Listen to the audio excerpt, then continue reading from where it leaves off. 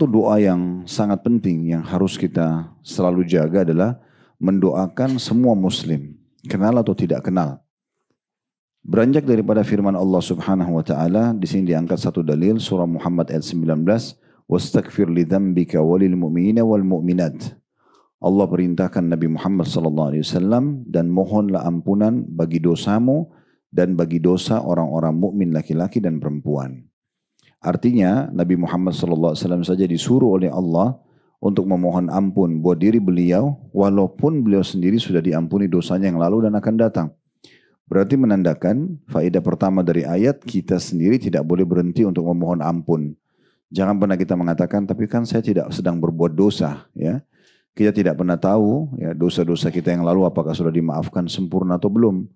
Maka manfaat istighfar dan memohon ampun kepada Allah setiap harinya itu besar sekali. Karena kalau masih tersisa dosa-dosa kita yang harus dibersihkan dengan ampunan, maka dibantu dengan istighfar dan taubat tersebut.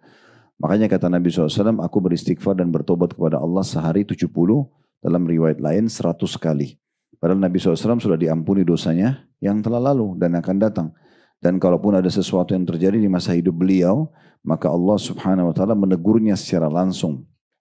Dan akhirnya menjadi pelajaran bagi umat Islam. Oleh karena itu kita tidak boleh berhenti untuk memohon ampun dan istighfar kepada Allah. Jadikan rutinitas kita. Juga dalam hadis Nabi SAW, siapa yang melazimkan istighfar, selalu memohon ampun kepada Allah, memohon maaf kepada Allah, maka Allah akan jadikan di setiap permasalahannya kemudahan dan diberikan rezeki dari tempat tidak disangka-sangka.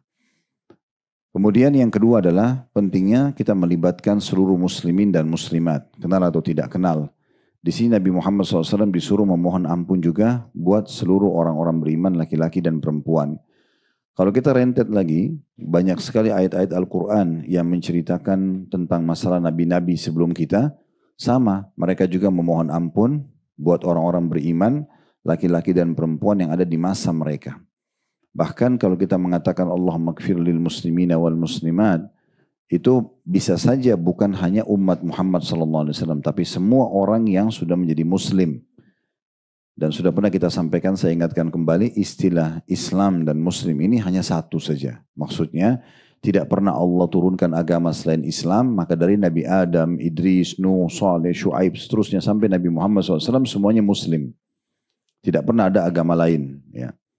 Jadi semuanya dalam keadaan Islam. Gitu ya. Dan semua yang beriman kepada Rasul atau utusan Allah di masanya, maka dikatakan dan beriman sama Allah dikatakan dia Muslim.